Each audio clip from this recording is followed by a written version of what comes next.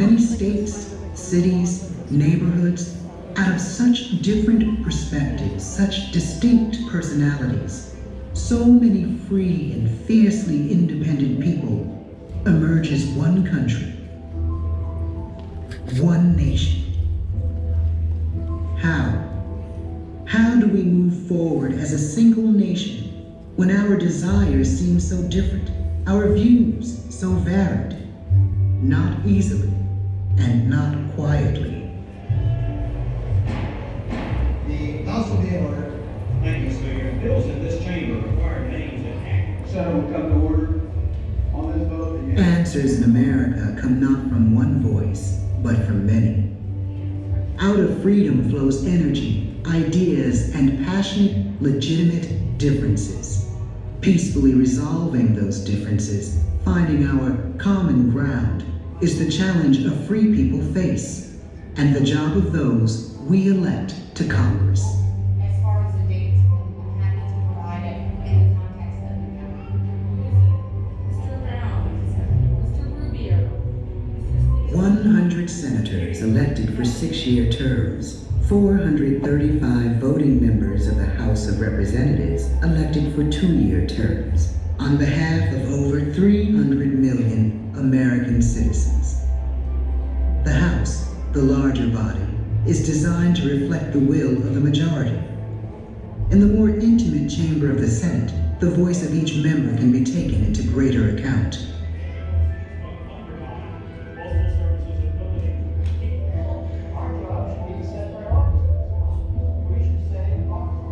The formation of the laws and policies we live by, the balancing of beliefs, opinions, and desires happens here, in the full dialogue and debate of a freedom hard-earned. We have to do better. We can. The price of becoming an independent people is paid in the blood of soldiers and sacrifice of families. Out of 8 years of struggle in the Revolutionary War emerges a new, at first uncertain country, more in fact, a collection of states. The question is how to create a strong nation while protecting the vital role of the states and the personal liberty of citizens. In Philadelphia, delegates to the Constitutional Convention cannot agree. How are the citizens and states to be represented in this new republic? What emerges is to this day known as the Great Compromise. There shall be one Congress with 2 houses. In the Senate, each state will be equally represented with 2 senators. In the House, each state will have a number of representatives based on population. The Constitution of the United States creates 3 equal branches of government: Congress, the presidency, and the judiciary.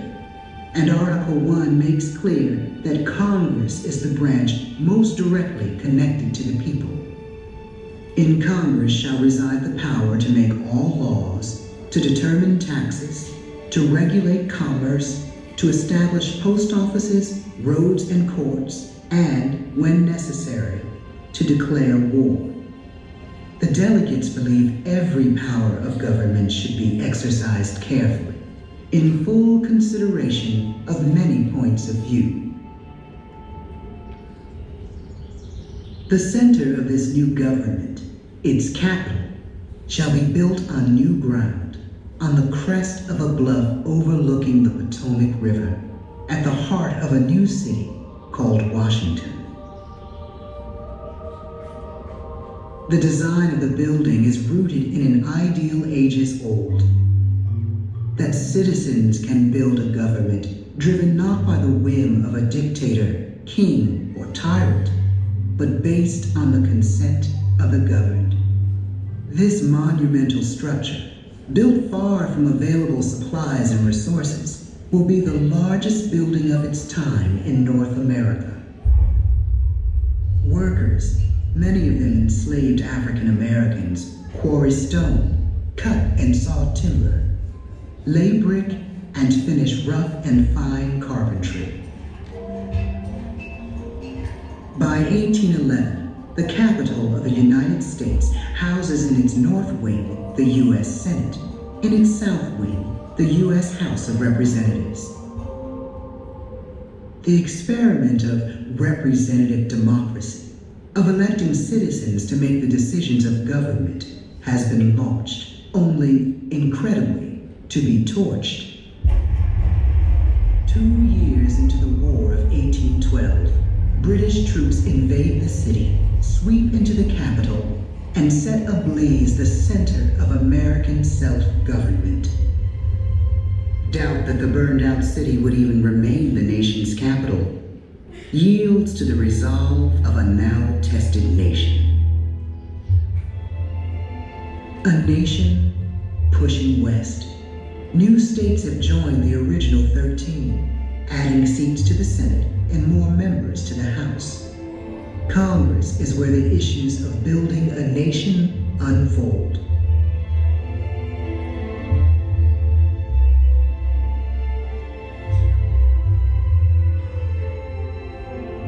One question overshadows all.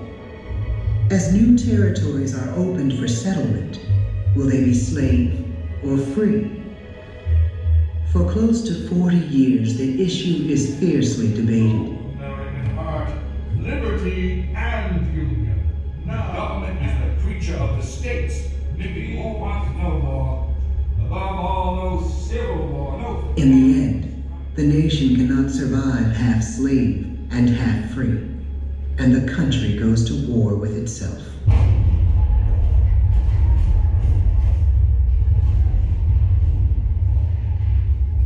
The frame of the great dome of the Capitol sits unfinished, but the builders decide to continue, trusting that the nation will endure, that this is not the time to doubt America's future.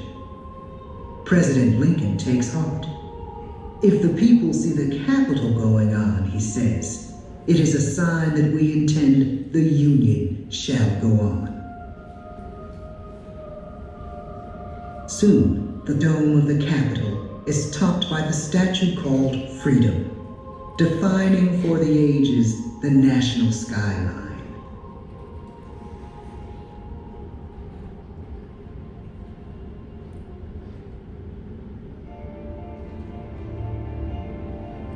The new dome reflects an ambitious country. Congress creates new legislation to spur opportunity and growth, while its research arm, the Library of Congress, expands to a dramatic new building across from the Capitol. Also continuing to grow is the basic right within this form of government, the right to vote. In Congress, we debate who gets included.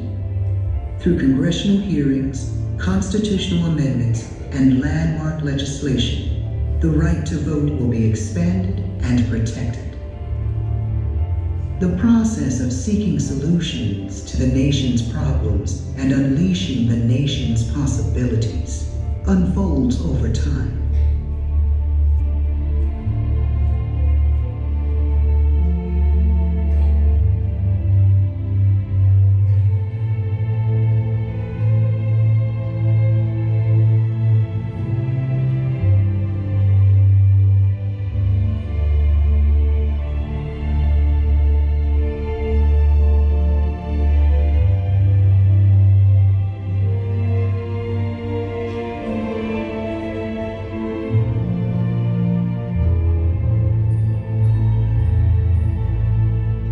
It's a cycle of listening to citizens, of creating and at times reshaping policy and legislation.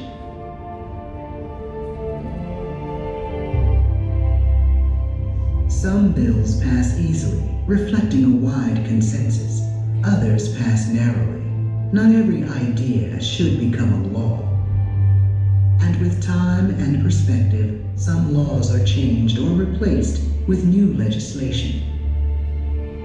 Through the work of Congress, ours is a government of, by, and for the people. We change our prospects and advance our cause through what happens here.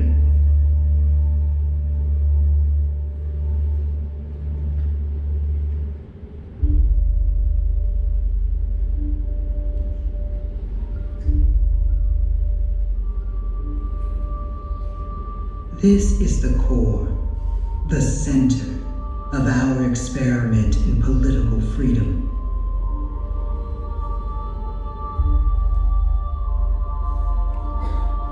Curving walls set on a foundation graceful and granite hard. The artistry and care of many hands over time reflect our history and celebrate the nation. We inaugurate our presidents here and come to bid them and others farewell. The U.S. Capitol is our national stage. Please raise your right hand. Do you solemnly swear that you will support and defend the Constitution? We, the people, are represented in the votes of the members, the cadence of the roll call, the balance between prudent compromise and bedrock beliefs. Congress is the crucible where views and ideas from every corner of the country are expressed, examined, and debated, considered, and considered again. Congress is where we can find our common ground.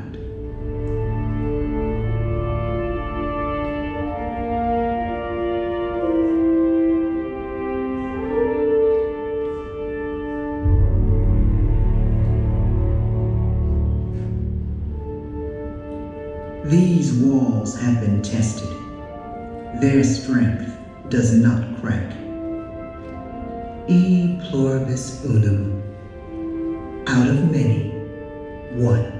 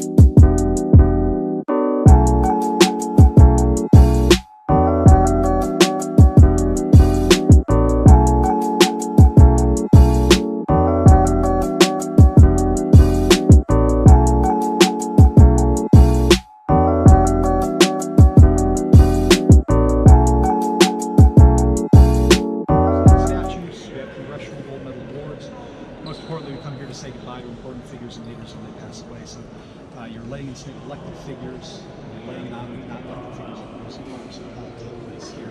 This is our grand national stage. The only problem is it wasn't always that grand. When it opens in 1826, the first dome is only half the size. It's about 96 feet tall. It's made almost entirely of wood, and the people of the United States absolutely hate it. We know that because it's all they ever talk about in their journals. A woman from Atlanta will multiple times describe it as looking like an upside-down teacup, while a fellow from my home state of New York will call it a wash basin. Now, a lot of people don't like that's made of wood because for some reason, as soon as the British burned this down, nobody wanted symbols of the American government to be highly flammable anymore. And of course, we're also expanding as a nation. And west towards California brings new states to the Union. New states bring new members of Congress to Washington. That means the old chambers are getting crowded. So the House and Senate will eventually vote in the 1850s to expand the Capitol, and soon find that as the building becomes larger, it needs a larger dome. Finished in 1865, we got a larger dome. Outside, it's 287.5 feet tall, 9 million pounds of cast iron. It's fireproof, fits the building more naturally. It's fully restored a few years ago. Today, you see the Rotunda as it looks in 1865 when the painting on the ceiling above you is being finished. Now, 180 feet up, there's a painting called The Apotheosis of George Washington. It's an 1865 fresco by Italian artist Constantino Vermini. As a young man, he studies at the Vatican, including the works of Michelangelo, Raphael, and Da Vinci. Coming to America in the 1850s, he brings the Italian style with him. The piece above us becomes his most famous work. His title is a Greek word, apotheosis, which translated to English becomes The Rise of George Washington to Become a God in Heaven. What George is pretty easy to find in this one. If you look up to the right-hand side of the painting, you see a woman with a sword and shield, which is the Statue of Freedom from the top of the dome. If you look right above her sword, we see George, that's the military jacket. The woman in green with the trumpet is victory, the woman in blue is liberty. The 13 dancing maidens directly across from him are the 13 original colonies. And all around the outside edge are Roman gangs and goddesses. This is Vermini referencing his Roman heritage, but Americanizing them references to American citizenship. One of my favorite examples of Vermini Americanizing a Roman god is Neptune, down in the sea. He's got a little big white beard and trident in his hand, rolling over the ocean. Now, if we look closer at Neptune, there's a black wire wrapped around his throat. And that is the 1865 transatlantic cable. The time being laid under the ocean allows us to communicate with our telegraph. So essentially what we have here is a Roman god creating an American invention in a Greek type of manner. That sounds weird, unless you're Vermini. Born in Rome to a Greek father, studies at Athens and at the Vatican, comes to Washington, sees the Capitol, and he's shocked because it's a Greco-Roman building. It just happens to have American iconography. So when he sees the Capitol, Vermini's first thought is that Washington is the new Athens. It's the new Rome. It's the new great capital of the world. So why can't the art be Greco-Roman art with American symbology? 1870, he's back. He goes to Congress. He says, in Rome, we carve our history into the walls. Why aren't you doing that here? He proposes the frieze of American history, a carving. It goes all the way around the upper wall, telling a chronological history of the United States. Congress loves the idea, except for the carving part. The carvings are expensive. They take a long time. Vermini is 72. He's worried he's not going to live long enough to finish it. And so he goes to Congress and he says, I'm going to paint the entire thing. Now the French, they call this trompe l'oeil, or trick of the eye. It's the ability to paint flat paintings to look three-dimensional. Vermini's a master. He's going to start right above the door we entered. You'll see the Christopher Columbus in the West Indies. For the next year, he's slowly working his way around, painting all these scenes, and then he gets right above us. Now, we can't see it because of our angle. We're going to see it better when we walk around in a minute, but above us is going to be William Penn meeting with the Lenape to sign the Treaty of Pennsylvania. At the age of 74, while Vermini's up there finishing the figure of Penn, he falls off of the scaffold. Now, of course, none of us are standing in a Vermini-shaped hole right now, and there's a very good reason for that. Vermini reaches out, grabs into his scaffold, and hangs 50 feet above us for 15 minutes. During that time, a passing Capitol police officer and guide walk in the room. They look up, they see Vermini hanging. They rush up the scaffold, they grab onto Vermini, and after a slight struggle, they pull him in safety. Understandably, after that day, he decides he's never climbing the scaffold again. I don't blame him. He goes out, he finds his friend Filippo Costagini, fellow Italian, gives him his sketchbook, says, "You're taking my sketches, you're finishing my pen." And he does. Costagini goes up, he finishes pen, he starts working his way around, he gets right across from us. Fellows with pickaxes and shovels. California Gold Rush. As soon as Costagini's finished the gold rush, he knows he's in trouble. Because as it turns out, the gold rush is supposed to be next to the scene of Columbus as the final scene of the painting.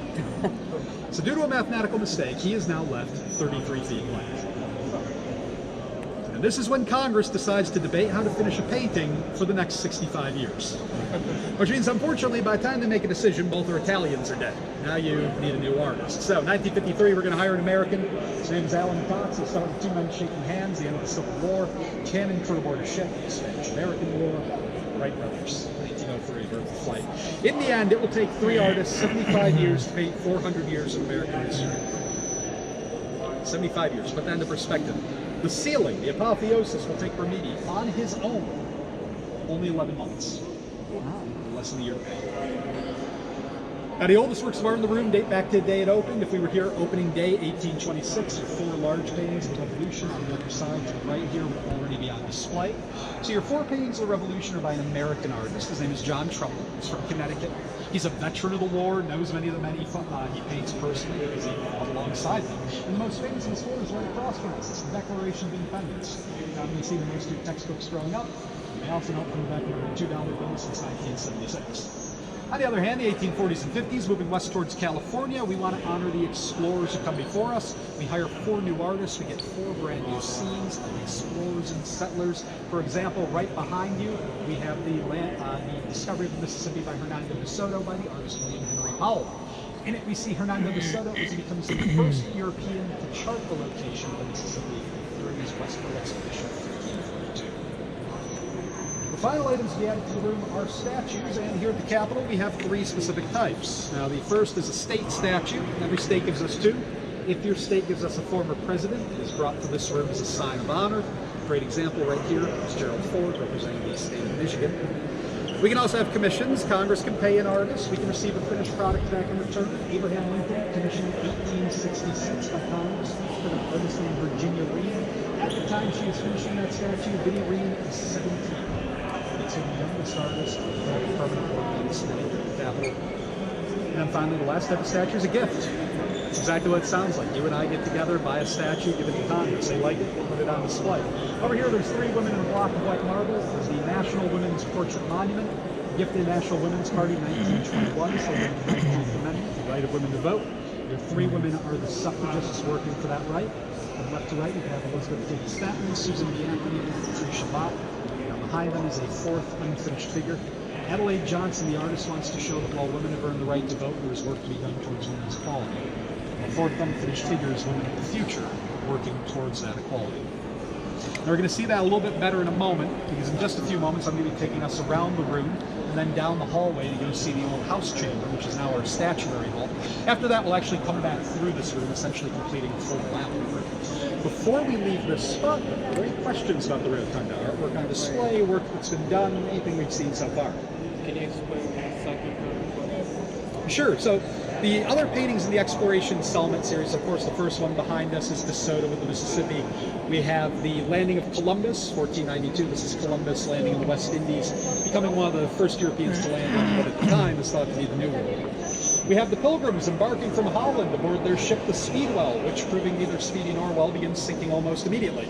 They manage to bail it out long enough to get to England, where they meet the second half of the group who have chartered the somewhat more famous Mayflower. The last one is by John Gadsby Chapman. He's a local artist from Alexandria, Virginia, just across the river. This is the baptism of Pocahontas. 1613 or 14, Jamestown, Virginia. This is her baptism prior to her wedding to John Rolfe. That's that fellow in red standing behind her. At the time this is occurring, it is thought to be a major turning point in Native American and settler relations. It does usher in a period of peace and trade.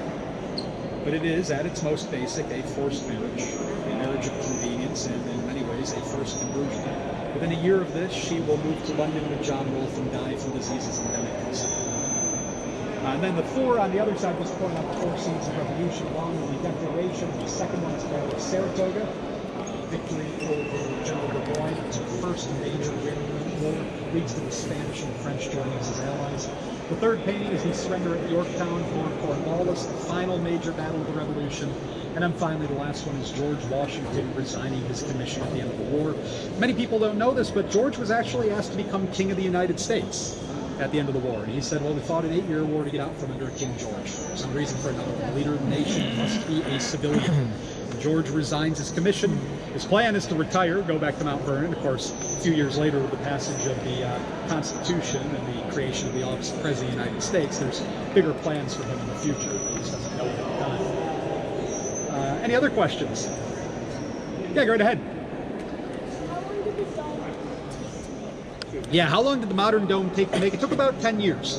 So we actually started tearing down the wooden dome in 1855. We actually burned the wooden dome to power the steam engines, to power the cranes to pull the iron up there. So we're actually recycling all of that old wood using it to bring up all the iron that you see. But yeah, it took about 10 years to complete everything. We had the Statue of Freedom on top of the dome by the end of 1863, and then we worked on finishing the inside here up until about 1865.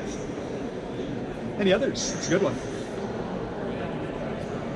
All right, well, I'll tell you what, let's take a walk around the room then. Now, one quick thing, we'll walk around the room here, head down this hallway. Now, you may have noticed when we've been in here, we have been groups exiting from this hall. So, if you don't mind, while we're in the hall, just be sure to stay to your right. Leave a little room on your left for groups coming out. Just like a two-way road. As long as we're in the right lane, hopefully oncoming traffic stays in the left. So, follow me. Let's take a walk around here.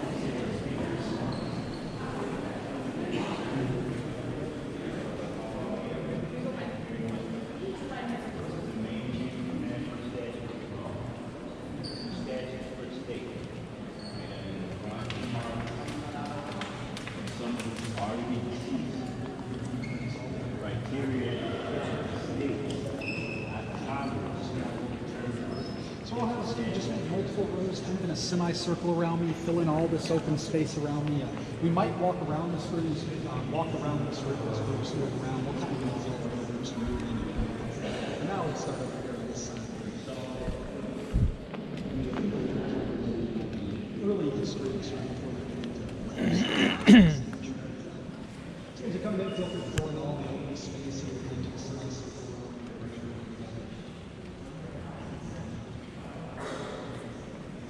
A little bit of room over here for putting the blanket for us. Just want to use this space. So as you're walking in, welcome to National Statue of the Hall.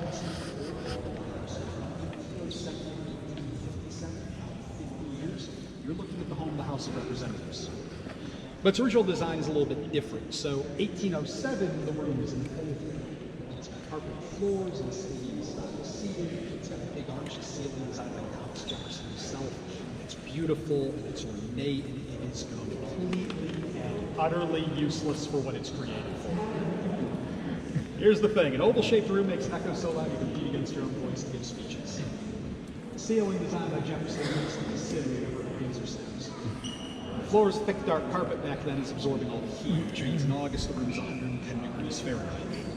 Now, get around that last problem, the house has come up with a very clever plan. Don't show up to work during the month of August. And to this day, citing tradition, they don't show up to work during the month of August. It's called recess. It started last week. It's changed from members to come home, spend time being out with constituents. That is actually a great thing, because it also means it saves some lives. They're not here in August of 1814 when the British Army shows up and burns down the Capitol. And 5 years later, they're back, 1819. Now they're in the room we see now. Now it's a large semicircular room with a half-dome ceiling trimmed with gold leaf, and it's beautiful, and it's ornate, and it's also incredibly crowded. There are 240 members here in 1850, and every man thinks to have his own desk. You have to imagine this room as a room full of furniture with 240 angry men crammed in between. And they're angry for a lot of reasons. It's hot in here. It's stuffy. They're debating slavery, which is pushing us towards the American Civil War. To top it all off,